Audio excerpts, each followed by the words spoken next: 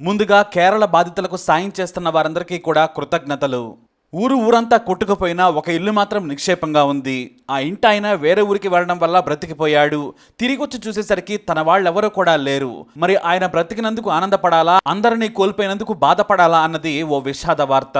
మరొక వార్త, ఓ స్కూల్ పిల్ల అచ్చం ఇదే విపత్తును సూచిస్తూ వారం క్రితమే తమ స్కూల్ మ్యాగజైన్కు ఓ కథ రాసింది.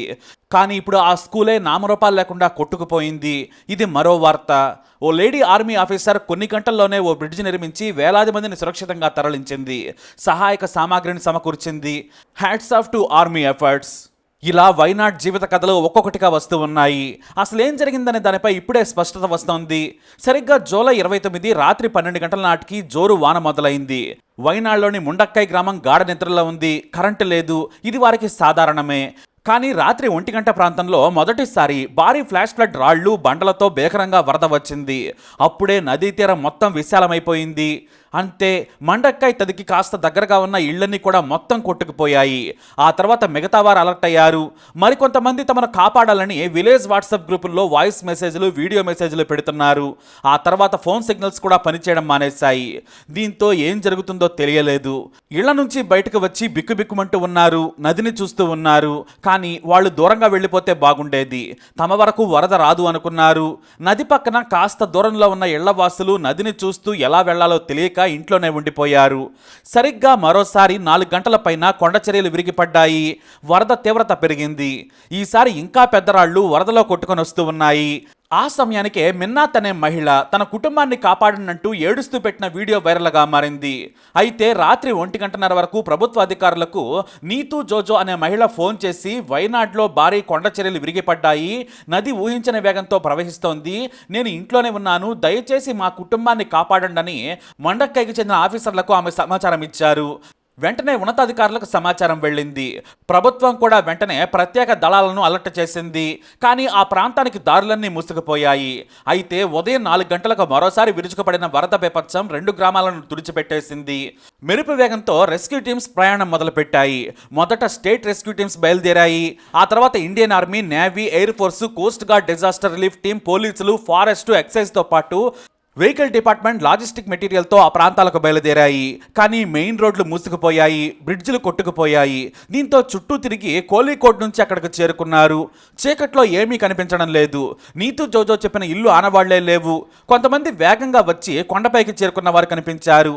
నీతూ జోజో ఎక్కడా అని అడిగారు. ఆమె ఇల్లు నది ఒడ్డుకు ఉండేది. కానీ అదే ఇల్లు ఇప్పుడు నది మధ్యలో ఉన్నట్లు కనిపిస్తోంది. బహుశా ఆమె చనిపోయి ఉండొచ్చని చెప్పారు. ఆమె మాత్రమే కాదు, ఆమె కుటుంబంలోని 5గురు చనిపోయారు. ఇక ఒడ్డుకు కొట్టుకొస్తున్న వారికి తాళ్లు అందించి కాపాడారు. మరికొంతమంది మీదకు భారీ వల విసిరి లాగేశారు. అలానే ప్రాణాలతో తన మనవరాలని గట్టిగా పట్టుకున్న వన్నప్ప రాంబళి మొయిదే ప్రాణాలతో బయటపడ్డాడు. సమయానికి ఉదయం 5 గంటలకు ఆయన తన కూతురు మనవరాలతో కొట్టుకుపోతుంటే దేవుళ్లలా వచ్చి సిబ్బంది కాపాడారు. ఆయన మాటలు ఇప్పుడు సోషల్ మీడియాలో వైరల్గా మారాయి. ప్రాణాలతో బయటపడ్డ ఆయన తన కూతురు మనవరాలతో కలిసి తన ఇంటికి 15 కిలోమీటర్ల దూరంలో ఉన్న మొప్పాడి పట్టణ స్కూల్లోని ప్రభుత్వ శిబిరంలో ఉన్నారు. ఆ రోజు రాత్రి జరిగిన ఘటన గురించి చెప్పారు ఆయన. మొయిదే కొత్తగా 2 అంతస్తుల బిల్డింగ్ కట్టుకున్నారు. అందులో ఆయన కూతురు మనవరాలతో కలిసి ఉంటున్నారు. భార్య కొన్నాళ్ల క్రితమే చనిపోయారు. అల్లుడు ఉద్యోగం కోసం గల్ఫ్కి వెళ్ళాడు. ఆ రోజు రాత్రి 1 గంట ప్రాంతంలో తన ఫోన్ మోగింది. మొదట ఫోన్ లిఫ్ట్ చేయలేదు. పదే కాల్స్ రావడంతో లిఫ్ట్ చేశారు ఆయన. తన బంధువు ఫోన్ చేశాడు. పైనుంచి వరద వస్తోంది. మన వాళ్ళు ఫోన్ చేసి చెప్పారు. ఇంట్లో నుంచి బయటకు వచ్చి కొండ మీద ఉన్న రోడ్డు దగ్గరకు వెళ్ళమని చెప్పారు. ఆయన కంగారుగా వెళ్ళి చూశారు. తన ఇంటికి కాస్త దూరం నుంచి నది ప్రళయంలా వేగంగా వెళుతోంది. గాఢ నిద్రలో ఉన్న వారు ఏమీ గమనించలేదు. చల్లగా ఉందని తలుపులు కిటికీలు పెట్టుకుని పడుకున్నారు. ఇక ఆయనకు ఎటు వెళ్లాలో కూడా తెలియలేదు. తన ఇంటి పక్క నుంచి దూరంగా వెళదామంటే దారి కనిపించడం లేదు. దీంతో మన ఇంటి వరకు రాదులే అని నిర్లక్ష్యంగా ఉన్నాడు ఆయన. కానీ 10 నిమిషాల్లో ఇంట్లోకి నీళ్లు వచ్చేశాయి. దీంతో బయలుదేరదామని రెడీ అయ్యేలోపే ప్రవాహం పెరిగింది. ఇంట్లో నడుమలోతు నీళ్లొచ్చేశాయి. దీంతో మనవరాలని భుజాల మీద కూర్చోబెట్టుకున్నాడు. కూతురుని కూడా గట్టిగా పట్టుకోమన్నాడు. ఆయన ఆలోచన ఏంటంటే వరద కాసేపట్లో తగ్గుతుందిలే అనుకున్నాడు. కానీ తగ్గడం లేదు. భుజాల వరకు నీళ్లొచ్చేశాయి. తన తల మాత్రమే కాస్త పైకి ఉంది. మనవరాలు ఏడుస్తూ భుజాల మీద కూర్చుంది. కూతురేమో తండ్రిని గట్టిగా పట్టుకుని నిలబడింది. ఇంతలో భవనం ఒరిగినట్లు అనిపించింది. అంతే, బయటికి వెళ్ళాలి, ఇందులోనే ఉంటే చనిపోతామనుకున్నాడు. ధైర్యం చేసి గేటు దగ్గరకు వచ్చారు. దూరంగా రక్షణ బృందాలు కేకలు వినిపించాయి. అంతే, గట్టిగా అరిచాడు మొయిదయ్. కానీ నది చప్పుడుకి వాన జోరుకి అస్సలు ఏమీ కనిపించడం లేదు. దీంతో నది చివర అంచు వైపు వరద వేగం తక్కువగా ఉందని తెలివిగా పక్క ఇంటి ప్రహరీ ఎక్కి జాగ్రత్తగా మనవరాలని కూతురిని తీసుకుని వస్తుండగా గోడ కూలిపోయింది. అంతే ఒక్కసారిగా నదిలో పడిపోయారు. గట్టిగా కేకలు వేశారు. అప్పుడే సరిగ్గా రక్షణ దళాల కంటపడ్డారు. తాళ్లు పట్టుకుని ముగ్గురు వ్యక్తులు సాయం చేసి ఆ ముగ్గురిని లాక్కొనొచ్చారు. వాస్తవానికి ఇది ప్రాణాలకు తెగించి చేసిన సాహసం. ఎందుకంటే భీకరంగా రాళ్లు కొట్టుకొని వస్తున్నాయి. కానీ అదృష్టం బాగుండడంతో ఆ ముగ్గురు ప్రాణాలతో బయటపడ్డారు. చనిపోయామనుకున్న వారిని దేవుడే పంపినట్లుగా వచ్చి కాపాడారు రెస్క్యూ సిబ్బంది. నా ఇల్లు నామరూపాలు లేకుండా పోయింది, కనీసం నదిలో నా ఇల్లు ఎక్కడ ఉందో కూడా తెలియడం లేదని వాపోయారు ఆయన. నా ఇంటి పక్కన ఉండే నా భార్య సోదరి, ఆమె భర్త, కొడుకు, కోడలు, చిన్నపిల్లలు అందరూ చనిపోయారని రోధించాడు. నా అదృష్టం వల్లే నేను బ్రతికాను, ఆ ముగ్గురు దేవుళ్ళలా వచ్చారని రక్షణ బృందానికి చేతులెత్తి దండం పెట్టారు మొయిదై. ఇలా ప్రతి ఒక్కరిది కన్నీటి కథే. నీతూ జోజో ఇప్పుడు ప్రాణాలతో లేరు, ఆమె కుటుంబం కూడా లేదు. కానీ వందల మందిని ఆమె కాపాడారని చెప్పొచ్చు. ఎందుకంటే ఆమె వీడియో అలా వైరల్ అయింది. ఇప్పుడు సహాయ దళాల పని దాదాపుగా ముగిసింది. రాష్ట్ర ప్రభుత్వమే రోడ్డు మార్గాలను వేస్తోంది. నది ఏర్పడి బురద రాళ్లే మిగిలాయి. ఇక 2 ఊర్ల స్వరూపమే లేదు. మిగిలిన ఇళ్ళు ఎప్పుడు కూలిపోతాయో తెలియదు. వారంతా ప్రాణాలతో మిగిలారు. ఇప్పుడు ఎంతో మంది అనాథలయ్యారు. భార్య లేనివారు, భర్త లేనివారు, ఇలా ఒక్కో వ్యక్తి కథ ఒక్కోలా ఉంది. బహుశా మొయిదై మాత్రమే అదృష్టవంతుడని చెప్పొచ్చు. కేరళ కోసం ఎంతో మంది శ్రమిస్తున్నారు. సహాయక శిబిరాల్లో ఏడుస్తున్న పిల్లలు ఎంతో మంది ఉన్నారు. అంటే తెలిసి తెలియని వయసులో ఉన్నవారు పాల కోసం ఏడుస్తూ ఉన్నారు. అలాంటి పిల్లల కోసం కూడా ముందుకొచ్చారు. స్తన్యం కావాలి అంటే మేమున్నామని ముందుకొచ్చారు ఓ జంట. ఆకలితో ఉన్నవారికి పాలివ్వడానికే ఓ జంట అక్కడే ఉన్నారు. ఆ భర్త చెప్పేది ఏమిటంటే తన భార్య ఎవరికైనా ఎప్పుడైనా ఏ క్షణమైనా సరే పాలివ్వడానికి సిద్ధంగా ఉందని ఆయన తెలియజేశారు. ఈ మాట చిన్నదే కావచ్చు, కానీ కదిలించేది. అయితే ఇదిలా ఉంటే ఇప్పుడు వైనాడ్కు మరో కష్టం వచ్చి పడింది. మొత్తం జిల్లానే నివాసానికి పనికిరాదనే అభిప్రాయాలు నిపుణులు చెబుతున్నారు.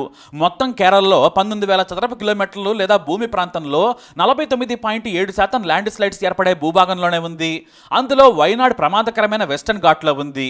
ఐఐటి ఢిల్లీ నివేదిక ప్రకారం 31.5% కొండ ప్రాంతం ఎప్పుడైనా సరే ప్రమాదకరంగా మారచ్చు. దాని కింద లేదా కొండల మీద చుట్టుపక్కల నివాసం ఎప్పటికైనా ప్రమాదమేనని చెబుతోంది. కానీ కేరళలో వైనాడ్ ఫేమస్ టూరిస్ట్ ప్లేస్. మరీ ముఖ్యంగా మాన్సూన్ టూరిజం ఇప్పుడు లేటెస్ట్ ట్రెండ్. హోమ్ స్టేస్ నుంచి ఎన్నో రిసార్ట్స్ అక్కడ ఉన్నాయి. కానీ ఇవే కొంపముంచాయని ప్రముఖ ఎకాలజిస్ట్ మాధవ్ గాడ్గిల్ చెప్పారు. అందం కోసం రోడ్లేశారు, లొకేషన్ వ్యూస్ కోసం కొండను చదును చేసి రిసార్ట్లు కట్టారు, వాటి పక్కన కృత్రిమ సరస్సులను నిర్మించారు. దీంతో కొండల గట్టితనం పోయింది. కొన్ని గట్టి పొరలను తీసేయడంతో సాయిల్ పైపింగ్ వల్ల కొండ చర్యలు విరిగిపడుతున్నాయని చెప్పారు. ఇక ఇప్పుడు ప్రమాదం జరిగిన ఏరియా చాలా సెన్సిటివ్ ప్రాంతం. దీన్ని వదిలేయాల్సి ఉండేది. నిజంగా మానవ తప్పిదాలు లేకుంటే ఇంతలా ప్రమాదం జరిగేది కాదని చివరకు నది పక్కన ఇల్లు నిర్మించారు. కానీ నది ఇవాళ కాకుంటే మరో 25 ఏళ్ల తర్వాత అయినా ఎలానే ఉగ్ర రూపంతో విస్తరిస్తుంది. కాబట్టి నది చుట్టుపక్కల ప్రాంతాల్లో నిర్మాణాలు వద్దని చెబుతున్నారు ఆయన. వైనాడ్ను కాపాడడం ఎలా అంటే మాత్రం మొత్తం కేరళలో 6 ఎకాలజికల్లీ సెన్సిటివ్ జోన్స్ ఉన్నాయి. వాటిలో ఇప్పుడు ప్రమాదం జరిగిన ఏరియా మోస్ట్ సెన్సిటివ్ ఏరియా అని 2011లోనే ఎకాలజిస్ట్ గాడ్గిల్ ప్యానెల్ హెచ్చరించింది. దీన్ని ESZ గా ఆయన ఎప్పుడో చెప్పారు. అంతేకాదు 129,000 చదరపు కిలోమీటర్ల ప్రాంతంలో కనీసం కొండ మీద పలుగు పెట్టి రోడ్డు కూడా వేయొద్దని హెచ్చరించారు. అంతేకాదు రైలు మార్గాలు, మైనింగు, రోడ్లు, ఇళ్ల నిర్మాణాలు చేయొద్దని కూడా చెప్పారు. కానీ ఎవ్వరూ కూడా పట్టించుకోలేదు. ఎకో టూరిజం పేరుతో మొత్తం ధ్వంసం చేశారు. ఇప్పుడు పెనుముప్పుతో అల్లకల్లోలమైంది. ఇది మాత్రమే కాదు, ఇక వైనాడ్తో పాటు ఇతర జిల్లాల్లోని సెన్సిటివ్ ఏరియాలను కూడా అలర్ట్ చేయాలని ప్రభుత్వానికి సూచించారు ఆయన. అయితే ఇప్పుడు మరో విషయంపై కూడా వివాదం జరుగుతోంది. మన దేశంలో ఎంతో టెక్నాలజీ పెరిగినా కూడా ఖచ్చితమైన వాతావరణ హెచ్చరికలు రావడం లేదనే విమర్శ ఉంది. కేవలం తుఫాన్లను మాత్రమే ఖచ్చితంగా చెబుతున్నారు. అల్పపీడనంతో పాటు వాయుగుండాల గురించి క్లియర్గా శాటిలైట్ ఇమేజ్ ఉంటుంది కాబట్టి వాతావరణ కేంద్రం చెబుతోంది. మాకు ఖచ్చితమైన సమాచారం పిన్ పాయింట్ లొకేషన్తో ఎంత మేర వర్షం పడొచ్చో కనీసం 3 రోజుల ముందే చెప్పేలా చూడాలని సైంటిస్టులను కేంద్రాన్ని కోరారు సీఎం పినరయి విజయన్. ఎందుకంటే కొద్ది రోజుల క్రితం లోక్సభలో హోంమంత్రి అమిత్ షా తాము ముందే హెచ్చరించినా కేరళ పట్టించుకోలేదని దారుణమైన విమర్శ చేశారు. కానీ వాతావరణ శాఖ కేవలం ఎల్లో అలర్ట్ మాత్రమే ఇచ్చింది. అది కూడా వెబ్సైట్లో. ఎల్లో అలర్ట్ అంటే పెద్ద ప్రమాదం ఏమీ కాదు, భయపడాల్సిన పని లేదు అని.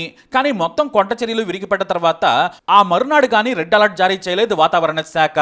మరి దీనివల్ల ఉపయోగం ఏంటని నిలదీస్తున్నారు కేరళ నేతలు. విదేశాల్లో ఏ ప్రాంతంలో ఎంత మంచు కురుస్తుందో కూడా ఖచ్చితంగా వారం ముందే చెబుతున్నారు. మరి మనకేమో వాన పడుతుందంటే రాదు, ఎండ కాస్తుందంటే వర్షం వస్తున్న సందర్భాలు ఎన్నో ఉన్నాయి. కాబట్టి అధునాతన సాంకేతిక పరిజ్ఞానం అందించి లొకేషన్ వారీగా సమాచారం ఇవ్వాలని, అది కూడా కనీసం 3 రోజుల ముందే చెప్పాలని కేరళ సీఎం అన్నారు. వేరే అభివృద్ధి చెందిన దేశాలు చెప్పగా మనమెందుకు అంచనా వేయలేకపోతున్నాం? అయితే ఇది రాజకీయాలకు సమయం కాదు, కానీ ఆత్మవిమర్శ చేసుకోవాలి. మాకు వాతావరణ వివరాలను ముందే చెప్పాలని కోరారు ఆయన. ఏదేమైనా జరగరాని ఘోరం జరిగిపోయింది. ప్రతి ఒక్కరూ ఇప్పుడు వైనాడ్ ప్రజలను ఆదుకోవాల్సిన సమయం వచ్చింది. Save Kerala, save Wayanad.